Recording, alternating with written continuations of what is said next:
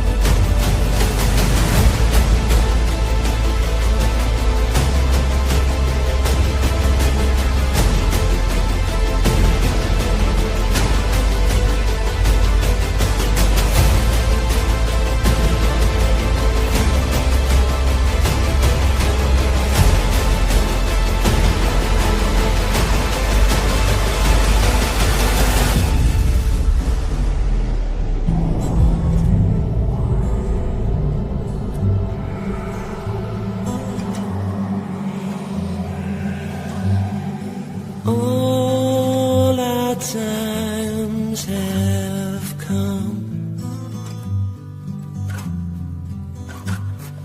here, but now they're gone. Seasons don't fear the reaper, nor do the wind or the sun or the rain. We can be like they are. Come on, baby, don't fear the reaper. Baby, take my hand. Don't fear the reaper. You'll be able to fly.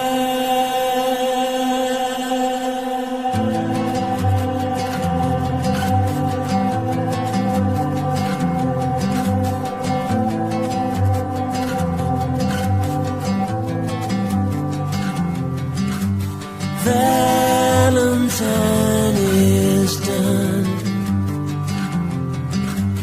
here, but now they're gone. Romeo and Juliet are together in eternity. Romeo and Juliet and women every day. And Juliet and women every day. Like they are. Come on, baby, don't fear the reaper. Baby, take my hand. Don't fear the reaper. You'll be able to fly. Don't fear the reaper. Baby, I'm your man. La la la la la. La la la la la.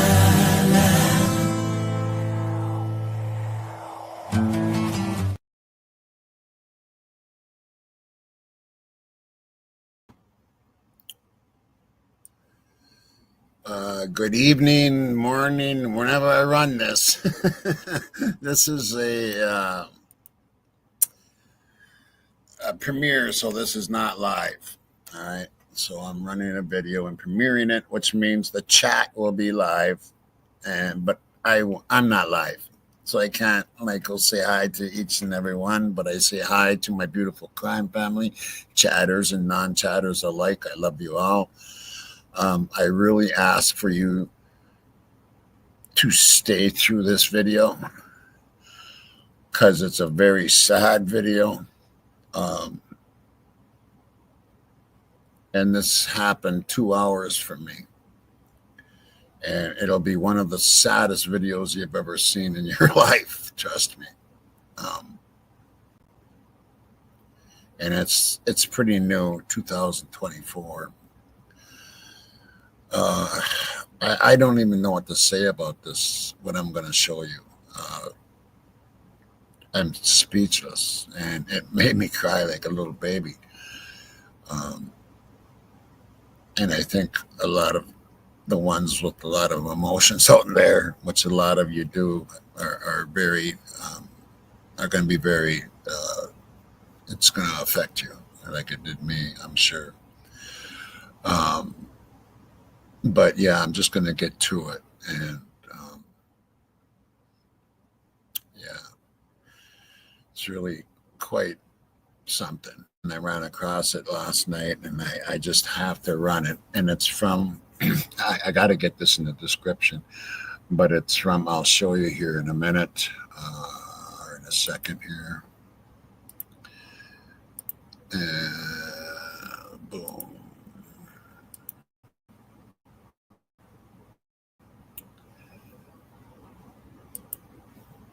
Okay. And I'm pretty much just gonna let it run through. I'm just gonna let it run through. And like I said, this happened 2 hours for me. Shocking Minnesota family massacre. Two families from Into the Deep True Crime. Very good channel. This guy, I'm telling you, he's one of the best I've seen of not just getting into the case, but explaining everything that went wrong in this case. And one of the best channels that I've watched. And just because of his explanations of everything. And like I said, you won't regret staying and watching this because it needs to be seen. It really does. And actually, I might be going to Duluth this weekend. It's only 2 hours for me. They have a blues fest going on. Anna Popovich is going to be there and stuff. So I might end up over there on Friday. That's when she's going to be there. I'm hoping. I don't know. I got to find some girl to bring on or something. Might have to get my old black book out. Anyway, here I go. I'm going to run this, and it is 34 minutes. And just trust me on this. You won't regret staying here. So that's what I'm asking of my family, is to watch this. I appreciate you and I love you. And here we go.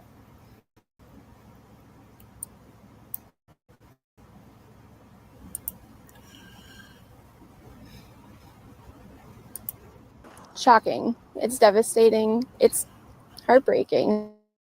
It's not something that we hear of here in Denfeld neighborhood. When I heard it, because of that, this is not something that Tony, when he was in his right mind. You're scrolling through your phone on a quiet Thursday afternoon when the breaking news alert makes your stomach drop. 5 dead in Minnesota, 2 children among the victims. You set your phone down, but the questions won't stop coming. How does a father wake up one morning and decide his own children need to die? What kind of darkness consumes a man so completely that he believes killing? Okay, there might be a problem here. Just hold on a second. I thought I fixed that, but apparently I didn't. Let me see if that goes. No, that doesn't go. Okay, so I'll just do this and it should be okay. I don't know why that's just messing up here. Anyway, I'll start it over here.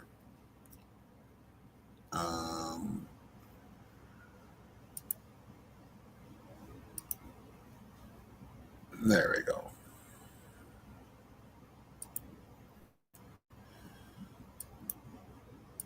Shocking. It's devastating. It's heartbreaking. It's not something that we hear of here in Denfeld neighborhood. When I heard it, because of the loss, but also knowing that this is not something that Tony, when he was in his right mind. You're scrolling through your phone on a quiet Thursday afternoon when the breaking news alert makes your stomach drop. 5 dead in Minnesota, 2 children among the victims. You set your phone down, but the questions won't stop coming. How does a father wake up one morning and decide his own children need to die? What kind of darkness consumes a man so completely that he believes killing his family is the only solution? We begin with our top story tonight, and police in Duluth are investigating after 5 people, including 2 children, were found shot dead inside 2 separate homes.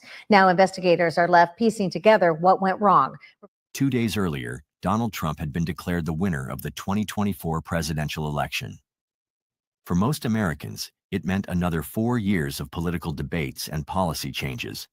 For Anthony Nephew, a 46-year-old father of 2 in West Duluth, Minnesota, it meant something far more sinister. Something that would transform him from a concerned citizen into the perpetrator of one of Minnesota's most shocking family annihilations. Do not pay your next car insurance bill. Repeat, do not pay your next bill yet. So I found this website and look at the difference. But rewind just a few months and you'd see a different Anthony Nephew. In early 2024, he was still showing up to parent-teacher conferences for his 7-year-old son Oliver at Rockridge Academy. Oliver was just a first grader then, the kind of kid who set up a gift library in their front yard where neighbors could take free books and toys. His older half-brother Jacob, 15, was making his family proud as a member of the UMD Honor Orchestra, his talent with music echoing through the halls of Marshall School. Anthony's wife, Catherine Ramsland, taught art at Lake Superior College. Students described her as passionate, creative, someone who could make even the most reluctant artist believe in their potential. She'd married Anthony in 2014, blending their family with Jacob from Anthony's previous relationship with Aaron Abramson. Aaron, 47, worked as a collection systems engineering and operations manager for the city of Superior, Wisconsin, a steady job that required precision and attention to detail. From the outside, it looked like the kind of modern blended family that actually worked. 2 loving parents, each bringing children from previous relationships, creating something new together. But beneath the surface, Anthony was fighting a war that nobody fully understood. In February 2021, police had been called to the Nephew home during what was described as a breakdown. He'd agreed to seek treatment at Essentia Health, and the following month, he did something remarkable. He went public with his struggles. In a March 2021 opinion column, the Duluth Tribune, Anthony wrote openly about his mental health challenges, hoping to break the stigma that kept so many men from seeking help. "I was hospitalized for mental health reasons," he'd written. "I'm sharing this because too many people suffer in silence." It was the kind of brave transparency that mental health advocates had been calling for. A man admitting vulnerability, seeking help, using his platform to encourage others. Anthony Nephew wasn't just another statistic hiding in shame. He was trying to be part of the solution. But fast forward to July 3, 2024, and that same man was holding a knife to his wife Catherine, making threats that would chill anyone who heard them. "If Trump wins, I'm going to kill myself and take everyone with me," he'd told her, according to police reports. Catherine called 911, terrified for her life and the safety of their children. Anthony was hospitalized again at Aspirus St. Luke's, but this time the warning signs were neon bright. This wasn't just depression or anxiety. This was a man whose grip on reality was loosening in the most dangerous way possible, yet somehow, just 2 months later, on September 9th, 2024, Anthony Nephew walked into a gun store and walked out with a firearm permit. The same day he applied was the same day it was approved. A man who had been hospitalized for threatening to kill his family if Trump won the presidency was now legally armed, just weeks before an election where Trump was leading in the polls. How does this happen? How do the systems designed to protect us fail so spectacularly? Catherine had called police. Anthony had been hospitalized. There were records, reports, documented threats of family violence tied directly to political outcomes, yet the permit sailed through without a single red flag being raised. However, before the unthinkable happened, the Nephew family went about their lives that fall. Oliver continued first grade, probably excited about Halloween and Thanksgiving. Jacob practiced with the honor orchestra, his music filling rooms that would soon fall silent forever. Catherine prepared lesson plans for her art students, unaware that her husband was spiraling toward a decision that would destroy everything she'd helped build. Erin Abramson, Anthony's ex-partner and Jacob's mother, maintained the kind of co-parenting relationship that divorce experts recommend. She and Anthony shared custody responsibilities, attended school events together, put their son's needs first. Neither woman, Erin nor Catherine, seemed to realize that in Anthony's deteriorating mind, they weren't partners anymore. They were obstacles. There's no slowing the roll of the presidential candidates at this point. Right now, former President Donald Trump, Vice President Kamala Harris out in full force in those battleground states that will determine the winner of the election. November 5th, 2024 arrived like any other election day. Americans lined up at polling stations, filled out ballots, participated in the democratic process that Anthony Nephew had once written passionately about. But as the results rolled in that evening, confirming what many had predicted, that Donald Trump would return to the White House, something snapped in Anthony's mind. No offense, but if you're paying more than $30 a month on car insurance, you're getting ripped off. Everybody. The man who had once advocated for mental health awareness, who had sought treatment, who had built a blended family filled with music and art and childhood wonder, began planning the systematic execution of everyone he claimed to love. What happened in those final 48 hours between Trump's victory and the discovery of 5 bodies across 2 West Duluth homes? How does a father look at his 7-year-old son setting up a gift library in the yard and decide that child needs to die? The answers lie in a timeline so disturbing, so methodical, that even seasoned investigators struggled to piece together Anthony Nephew's final descent into unthinkable violence. The community is just in shock. Neighbors describe this blended family as loving, caring, and they got along. Now, the father accused of these shootings built this treehouse behind me and a little free library in front of the home. Neighbors telling me he loved his kids and those in the community. People are just trying to wrap their heads around how this could have happened. Imagine being the Superior City employee who first noticed that Erin Abramson didn't show up for work on November 7th. In a small government office where everyone knows everyone, absence without notice isn't just unusual, it's unthinkable. Erin was the kind of person who called in sick when she had a mild cold, who never missed deadlines, who treated her responsibilities like sacred obligations. When her phone went straight to voicemail and her desk sat empty that Thursday afternoon, her colleagues knew something was terribly wrong. At 2 p.m., Duluth police officers knocked on the door of 609 Tacony Street in West Duluth. The modest home sat in a neighborhood where kids still rode bikes without helmets, and neighbors actually knew each other's names. Officer body cameras would later capture those first few moments.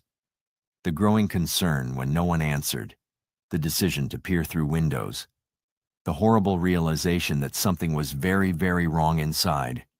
What they found would haunt them for years. Erin Abramson, 47 years old, lay dead from gunshot wounds. Beside her was Jacob Nephew, just 15, the boy who could make an orchestra weep with his musical talent. Both had been shot with the same methodical precision that Anthony had once applied to his construction projects.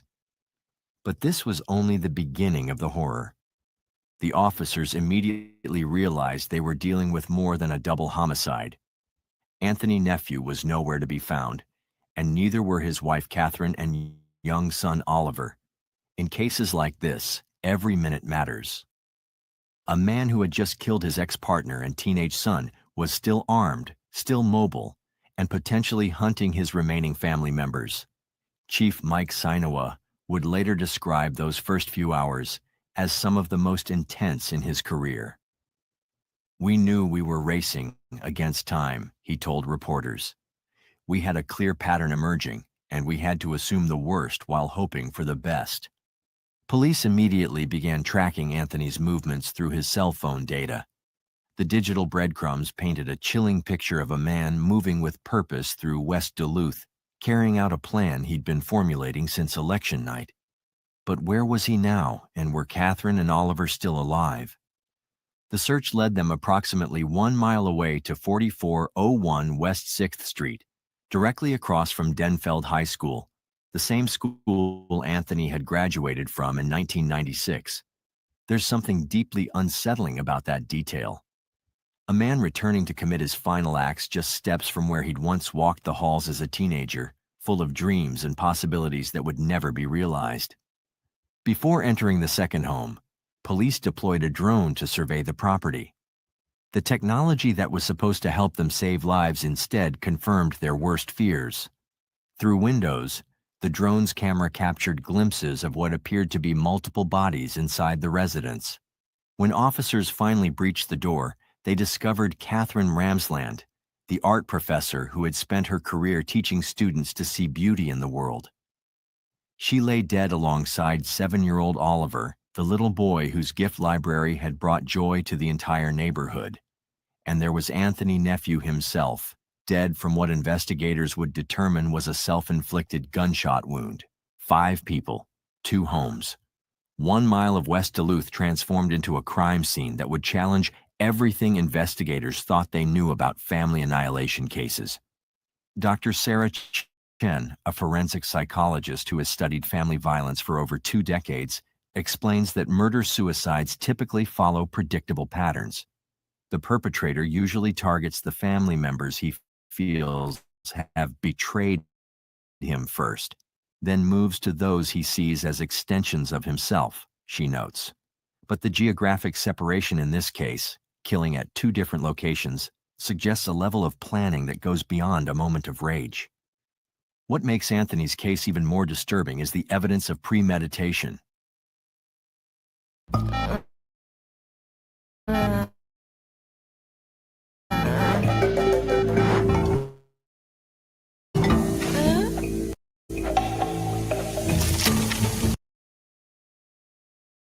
Remember that gun permit from September 9th?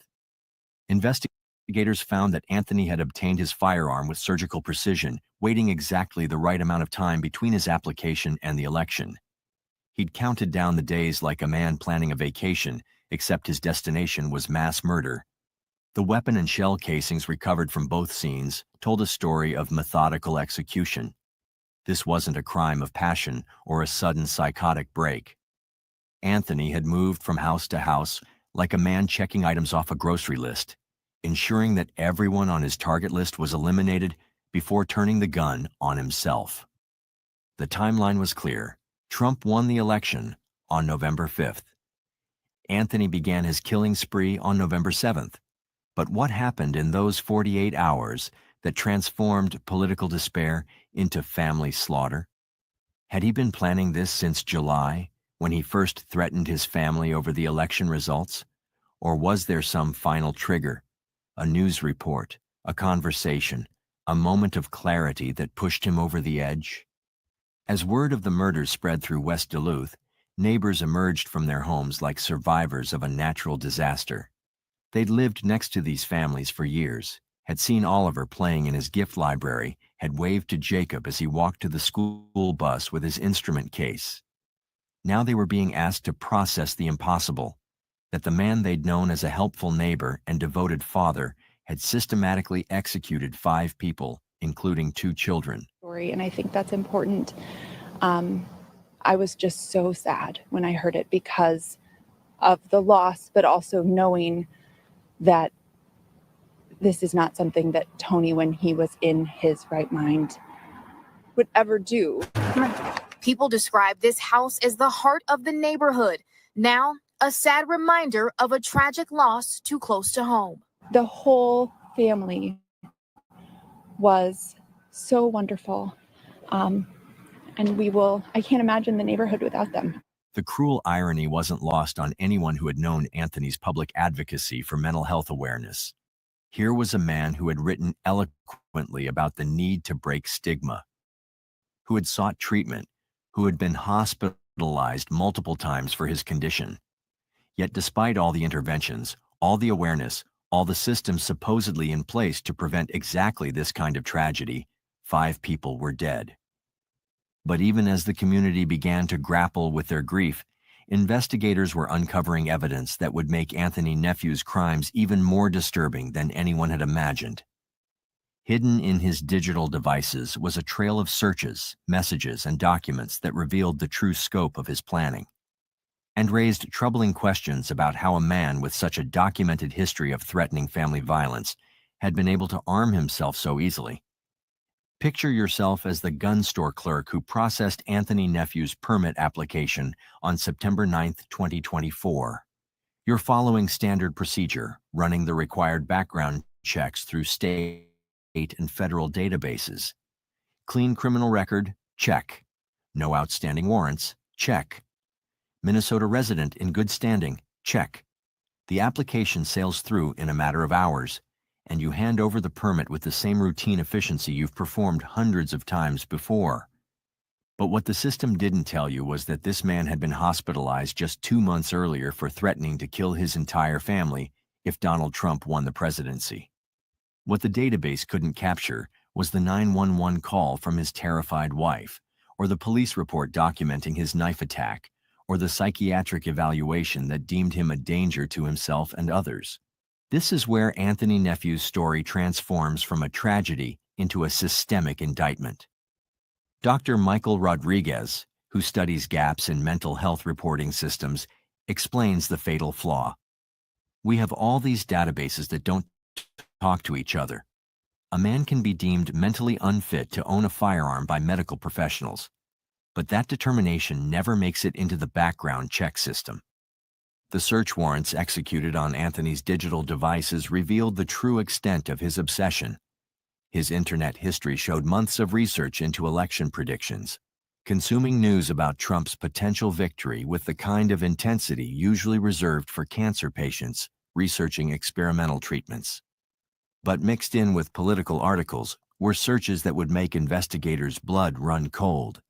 How long does it take to die from gunshot wounds, and best places to shoot for quick death? Even more chilling were the voice memos Anthony had recorded on his phone in the weeks leading up to November 7th. In one, dated October 23rd, he spoke with the calm deliberation of a man reading a grocery list. If he wins, I can't let them suffer through what's coming.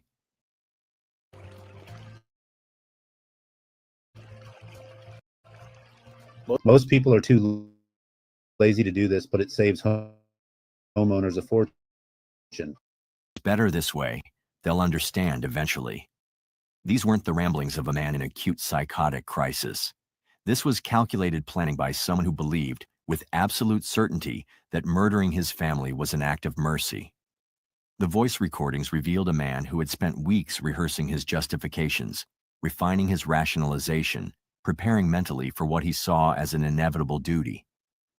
But perhaps the most devastating evidence was a draft email found on his laptop, addressed to Catherine, but never sent. "I love you too much to let you live through what's coming," it read.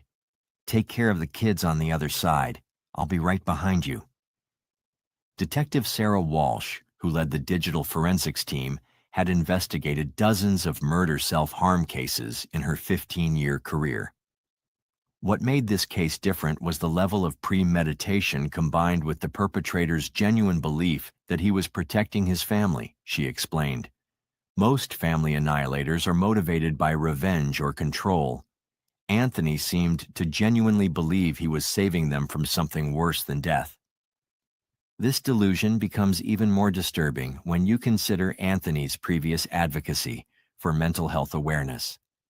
His March 2021 column in the Duluth News Tribune wasn't just brave, it was prophetic.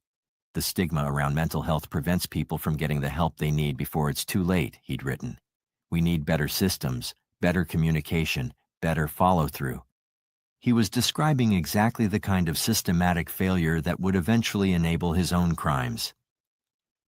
Dr. Jennifer Hayes, who runs the Crisis Intervention Program at Essentia Health, knew Anthony's case intimately. She'd been part of the team that treated him during his February 2021 breakdown and again during his July 2024 hospitalization.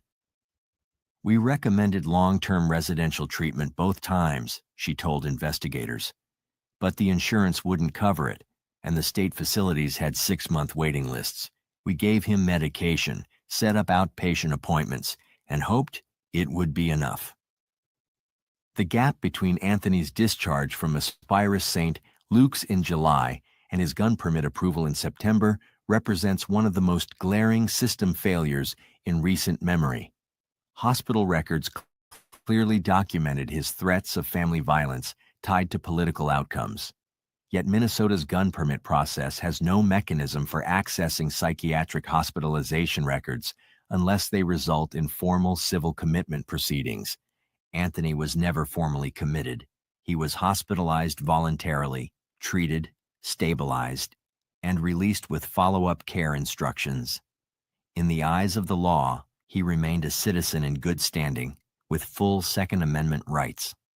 As news of the system failures spread, the community's grief began mixing with anger. How many red flags does a person need to wave before someone stops them? How many times does someone need to threaten family violence before they lose access to firearms? Linda Morrison, whose daughter attended Rockridge Academy with Oliver, became an unlikely advocate for reform. "That little boy used to give my daughter books from his gift library," she told a packed city council meeting. He was 7 years old, 7, and our system let his father buy a gun 2 months after threatening to kill him. The memorial services began on November 13th with a candlelight vigil that wound through West Duluth, from the Tacony Street home to the 6th Street residence.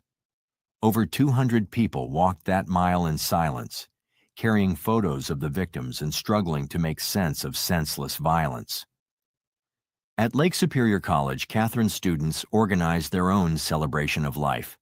They displayed her artwork alongside pieces created by students she'd inspired over the years. "She taught us that art could heal," said Emma Chen, a senior in Catherine's advanced painting class. She said creativity was how we process what we can't understand. "I wish she was here to help us process this." You know, walking past the box is just going to be, it's going to be different now. It's going to feel empty. A community still trying to make sense of the senseless, but making sure those lost won't be forgotten. It definitely has left a hole in all of our hearts and just feel like we've lost a sister.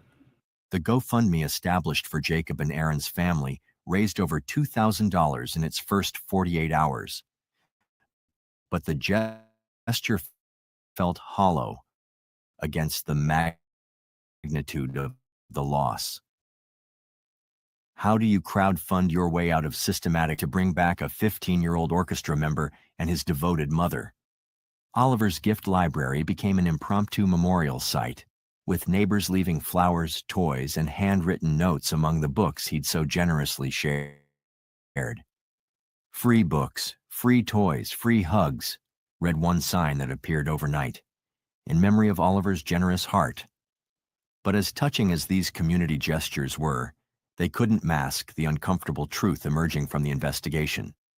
Anthony Nephew hadn't slipped through cracks in the system. He'd driven a truck through chasms that everyone knew existed, but no one had bothered to fix. The pattern was painfully clear. Listing your house on the market isn't the only way to sell your house. Selling to us is much faster, easier. Mental health crisis leads to hospitalization. Hospitalization leads to temporary stabilization. Stabilization leads to discharge with inadequate follow-up. Inadequate follow-up leads to deterioration. Deterioration leads to gun acquisition. Gun acquisition leads to family annihilation. Rinse and repeat. Dr. Margaret Foster, who directs the National Center for Violence Prevention, puts it bluntly, "We've created a system that's designed to fail.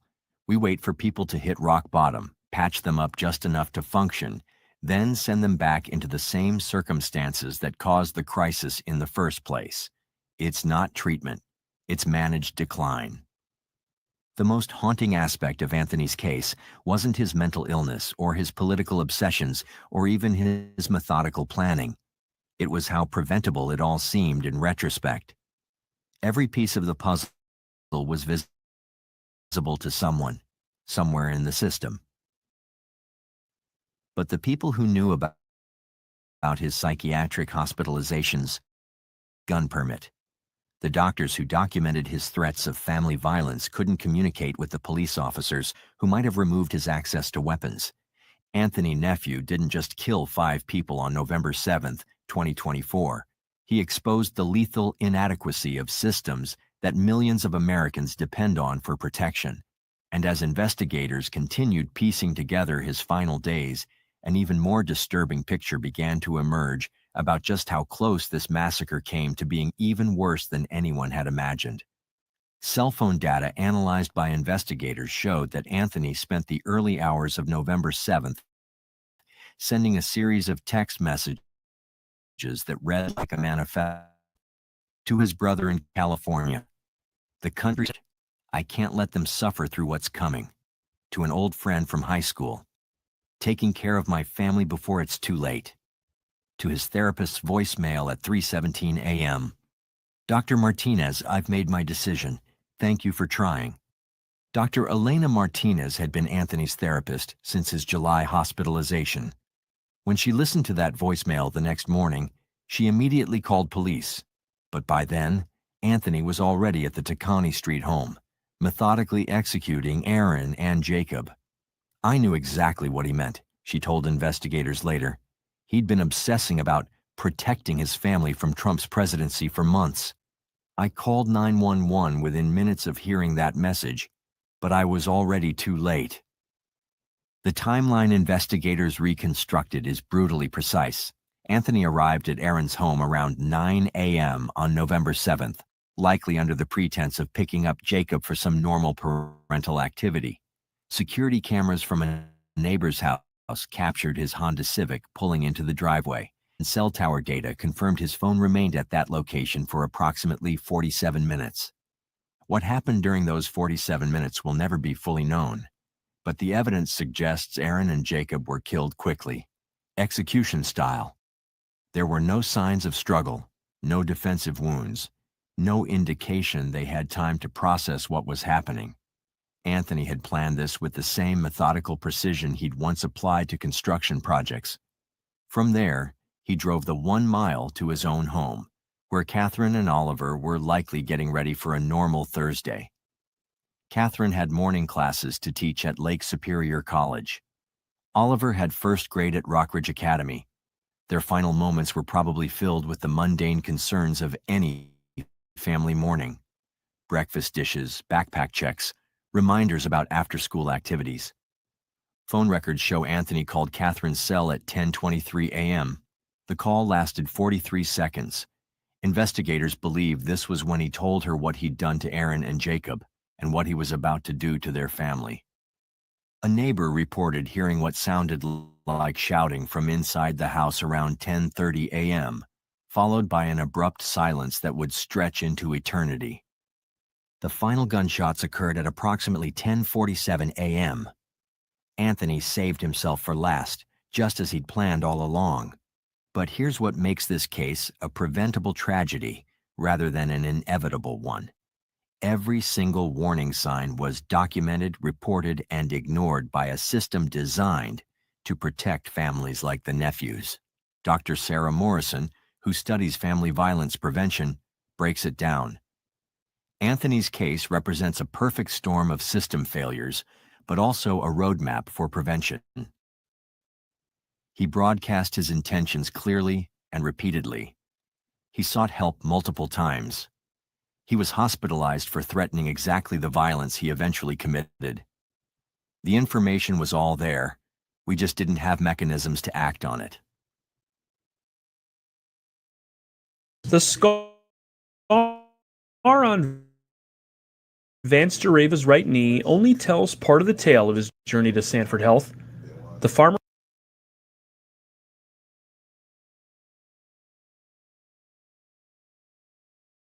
Failure.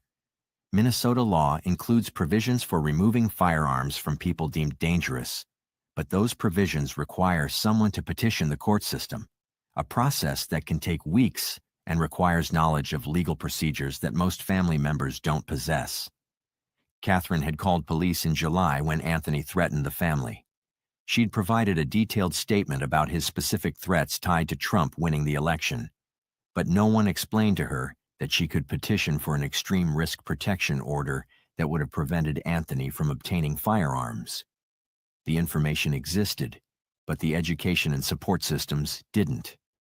3 months after the murders, Minnesota legislators introduced the Nephew Family Protection Act, which would require automatic firearms restrictions for anyone hospitalized for threats of family violence, regardless of whether they're formally committed. The bill would also mandate cross-database communication between mental health facilities and gun permit agencies. "We can't bring back Aaron, Jacob, Catherine, or Oliver," said State Representative Maria Santos, who sponsored the legislation. "But we can make damn sure that no other family dies because our systems refuse to talk to each other." The bill faces significant opposition from gun rights advocates who argue it violates due process protections. "You can't take away constitutional rights based on someone's worst day," argues Second Amendment attorney David Walsh. "Mental health crises are temporary. Constitutional violations are permanent."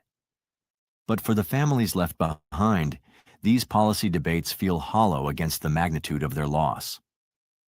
Nicole Abramson, Aaron's sister, has become an unlikely advocate for reform. "My sister called police when he threatened the family in July," she testified at legislative hearings. "She did everything right. The system failed her, and now she's dead along with her son and 3 other people who trusted that same system to protect them." The community healing process has been complicated by the knowledge that this tragedy was preventable. Support groups for neighbors and friends struggle with a unique form of survivor's guilt, the feeling that they should have seen the signs, should have done something, should have somehow prevented the unpreventable. Emma Rodriguez, Oliver's first-grade teacher, still sets up a small gift library in her classroom every morning. "Oliver taught us that sharing makes the world better," she tells her students. Even when bad things happen, we can still choose to be generous like Oliver was. Lake Superior College established the Catherine Ramsland Memorial Art Therapy Program, providing free counseling services that combine creative expression with trauma treatment. Catherine believed art could heal anything, explains program director Dr. James Chen. She would want her legacy to be about helping people process their pain creatively. Jacob's orchestra friends perform a memorial concert every month, playing pieces he loved and new compositions written in his honor. "Music was Jacob's language," says his orchestra director Sarah Williams. "This is how we keep him alive, through the beauty he created and inspired." The question isn't whether we can prevent the next Anthony Nephew. It's whether we're willing to make the systematic changes necessary to try. Because right now, somewhere in America, another man is spiraling toward family violence, while our disconnected systems file separate reports that will never be read together until it's too late. Do we have the courage to admit that our current approach to mental health crisis intervention is fundamentally broken? Or will we continue offering thoughts and prayers while maintaining the very systems that enable these tragedies? Let us know what you think in the comments below. And if this story opened your eyes to how these preventable tragedies unfold, please hit that like button and subscribe for more deep dives into the cases that shape our understanding of family violence prevention.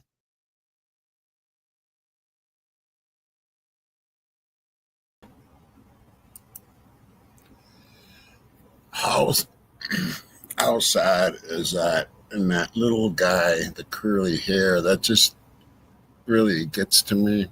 And to think that this happened 2 hours away, and because Trump was elected, and I don't even know what to say about that. I know people are worried about Yeah, I'm going to show that one more time. I'm going to show who it is here one more time in his channel. It's a pretty big channel. I mean, this got 27,000 views. He's got 195,000 maybe subscribers. It's a lot of people anyway. And it's ITD Into the Deep, a true crime channel, and does very good work. And yeah, I don't know what to say about this. It's heartbreaking.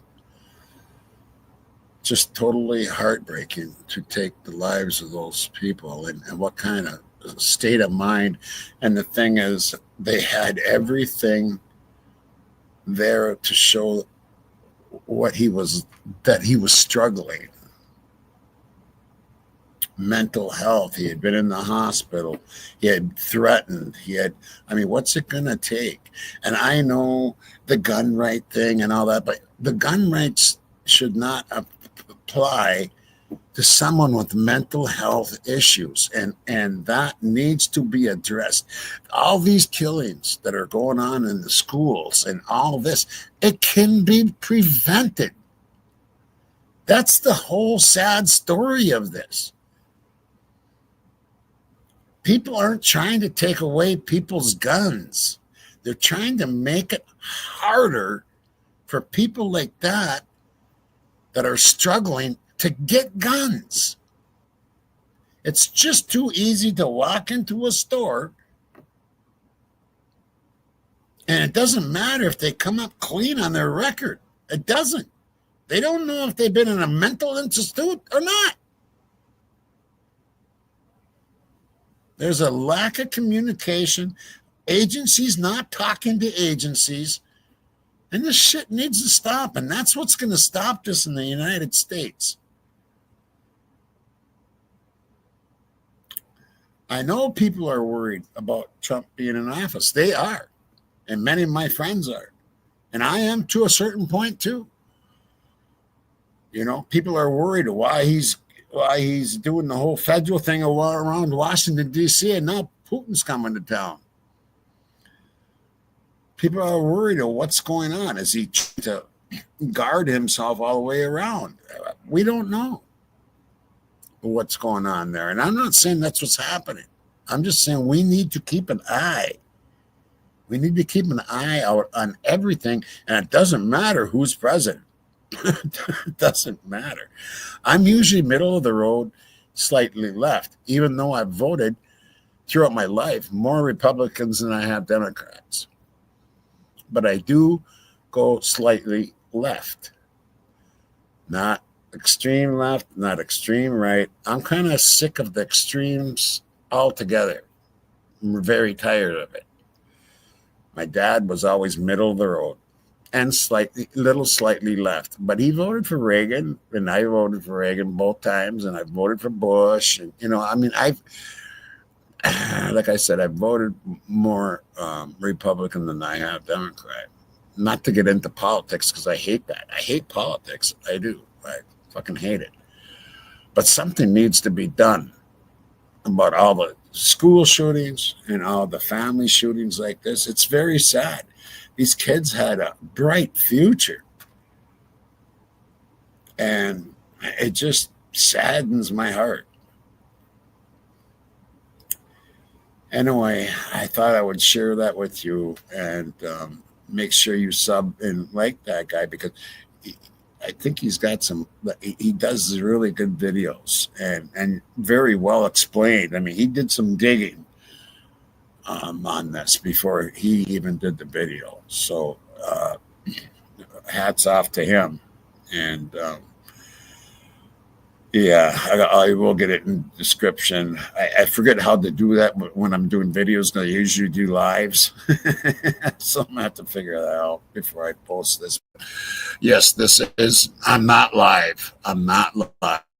The chat is live. I'm not live. But I hope you have a great Tuesday evening. I think I'm going to run this fair at 7 o'clock. I'm probably going to run this like at 8 o'clock or 7:30 maybe if I can get that done quick enough. I love you guys, and I thank you very much. And yeah, and I'm going to finish it with this song, which I think fits everything. I love you all very much. Until next time, rock and roll.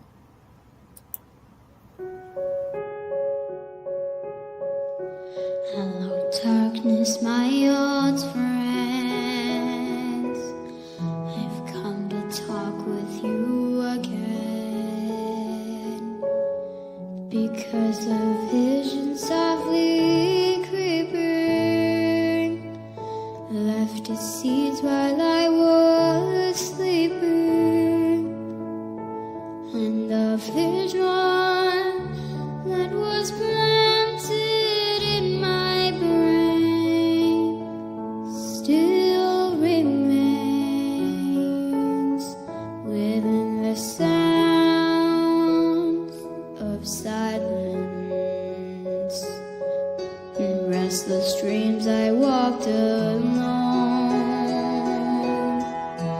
narrow streets of cobblestone. Beneath the halo of a street lamp, I turned my collar to the cold and damp. When my eyes were stabbed by the flash of a neon light that split the night, it touched the sound of silence.